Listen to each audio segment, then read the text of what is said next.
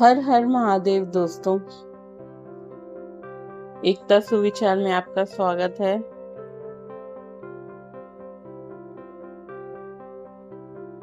चलिए श्रवण माह का महात्म्य का दूसरा अध्याय शुरू करते हैं।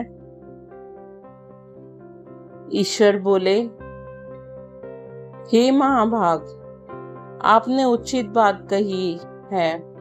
हे ब्रह्मपुत्र, आप विनम्र, गुणी, श्रद्धालु तथा भक्ति संपन्न श्रोता हैं।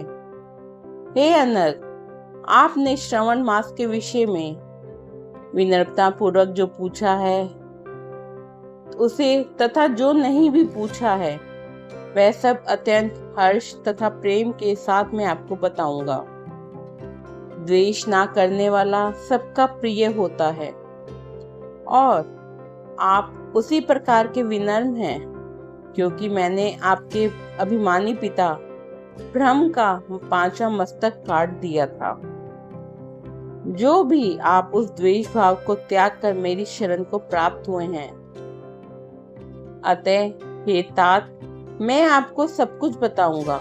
अब एकाग्रचित होकर सुनिए।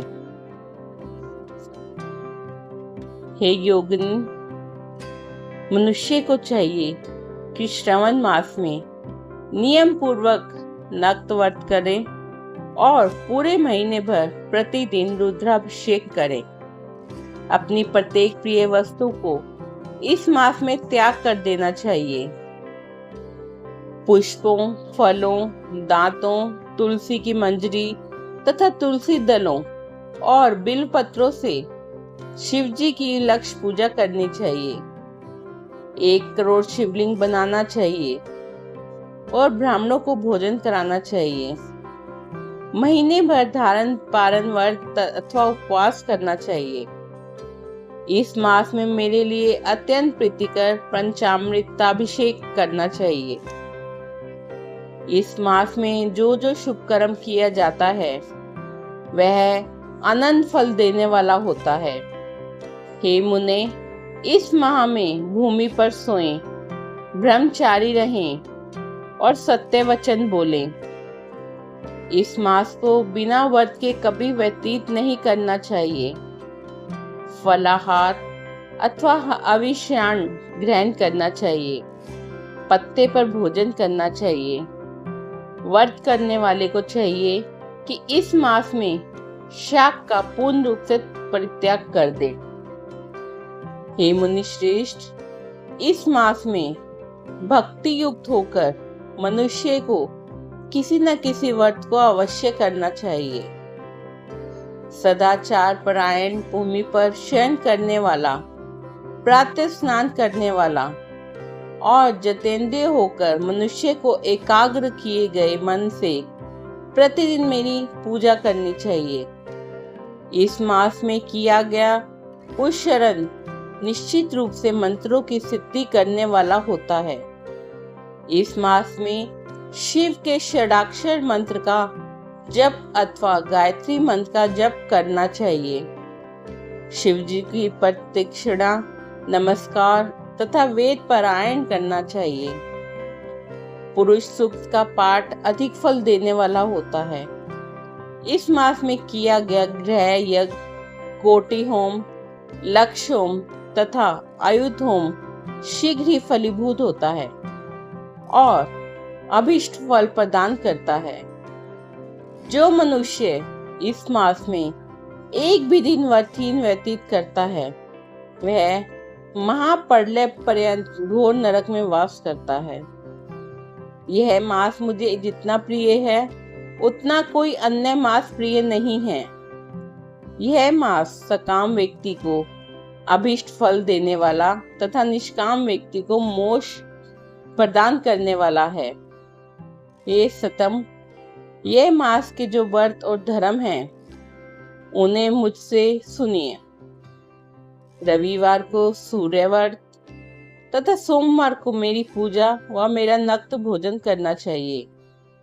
श्रवण मास के पहले सोमवार से आरंभ करके 3.5 महीने का रोटक नामक व्रत किया जाता है। यह व्रत सभी वांछित फल प्रदान करने वाला है।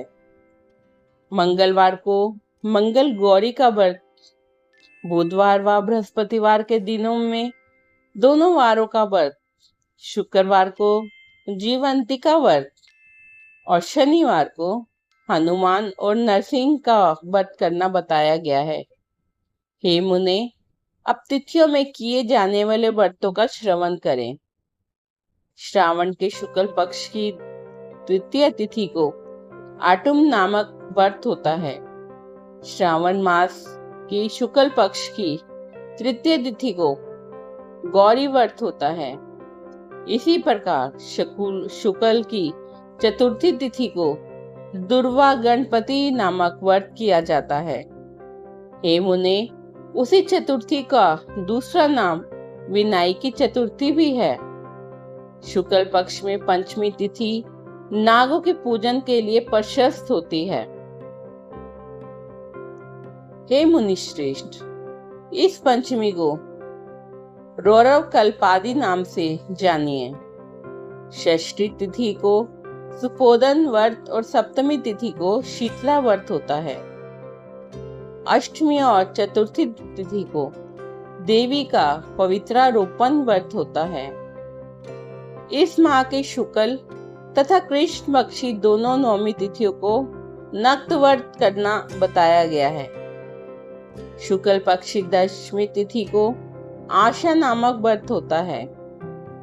इस मास में दोनों पक्षों में दोनों एकादशियों तिथियों को इस व्रत की कुछ और विशेषता मानी गई है। श्रावण मास के शुक्ल पक्ष की द्वादशी तिथि को श्री विष्णु का पवित्रारोपण व्रत बताया गया है। इस द्वादशी तिथि में भगवान श्रीधर की पूजा करके मनुष्य परम गति प्राप्त करता है।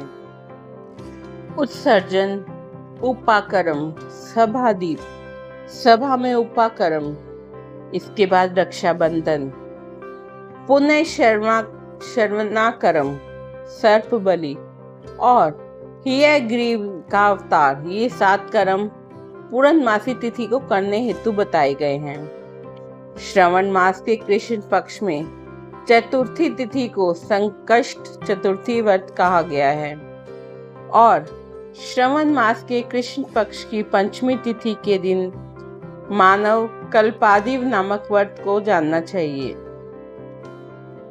हे द्विजोतम, कृष्ण पक्ष की अष्टमी तिथि को श्री कृष्ण का पूर्णावतार हुआ। इस दिन उनका अवतार हुआ, अतः महान उत्सव के साथ इस व्रत को करना चाहिए। हे मुनिश्रेष्ठ, इस अष्टमी को मानवादि या तिथि जानना चाहिए। श्रावण मास की अमावस्या तिथि को पिठोरा व्रत कहा जाता है। इस तिथि में कुशों का ग्रहण और वृषभों का पूजन किया जाता है। इस मास में शुक्ल पक्षी प्रतिपदा तिथि से लेकर सब तिथियों से के पृथक पृथक देवता हैं। प्रतिपदा तिथि के देवता अग्नि, द्वितीय तिथि के देवता ब्रह्मा, तृतीय तिथि के गौरी और चतुर्थी तिथि के देवता गणपति हैं। पंचमी के देवता नाग हैं और षष्ठी तिथि के देवता कार्तिकेय हैं। सप्तमी के देवता सूर्य और अष्टमी के देवता शिव हैं। नवमी की देवी दुर्गा और दशमी के देवता यम और एकादशी की तिथि के देवता विश्वदेव कहे गए हैं। द्वादशी के विष्णु तथा त्रयोदशी के देवता कामदेव हैं। चतुर्दशी के देवता शिव, पूर्णिमा के देवता चंद्रमा और अमावस्या के देवता पितर हैं। ये सब तिथियों के देवता कहे गए हैं। जिस देवता की जो भी तिथि हो, उस देवता की उसी तिथि में पूजा करनी चाहिए। प्राय इसी मास में अगस्त्य का उदय होता है। हे मुने, मैं उस काल को बता रहा हूँ, आप एकाग्रचित होकर सुनिए। सूर्य के सिंह राशि में प्रवेश करने के दिन से जब 12:40 घड़ी व्यतीत हो जाती है, तब अगस्त्य का उदय होता है। उसके 7 दिन पूर्व से अगस्त्य का अर्घ प्रदान करना चाहिए। 12 मासों में सूर्य पृथक पृथक नामों से जाने जाते हैं। उनमें से श्रवण मास में सूर्य गर्भस्थिति नाम वाला होकर तपता है। इस मास में मनुष्यों को भक्ति संपन्न होकर सूर्य की पूजा करनी चाहिए। हे सतम, चारों मासों में जो वस्तुएं वर्जित हैं उन्हें सुनिए। श्रवण मास में शाक तथा भाद्रपद में दही का त्याग कर देना चाहिए। इसी प्रकार अश्विन में दूध तथा कार्तिक में दाल का परित्याग कर देना चाहिए। यदि इन मासों में इन वस्तुओं का त्याग नहीं कर सके तो केवल श्रावण मास में ही उक्त वस्तुओं का त्याग करने से मानव उसी फल को प्राप्त कर लेता है। हे मानद, यह बात मैंने आपसे संक्षेप में कही है। हे मुनि श्रेष्ठ, इस मास के व्रतों और धर्मों के विस्तार को सैकड़ों वर्षों में भी कोई नहीं कह सकता। मेरी अथवा वैष्णु की प्रसन्नता के लिए संपूर्ण रूप से व्रत करना चाहिए। परमार्थ की दृष्टि से हम दोनों में भेद नहीं है, और जो लोग भेद करते हैं वे नरकगामी होते हैं। अतः हे सनत कुमार, आप श्रवण मास में धर्म का आचरण कीजिए। दूसरा अध्याय भी संपन्न हुआ। चलिए अब तीसरे अध्याय पे चलते हैं। हर हर महादेव।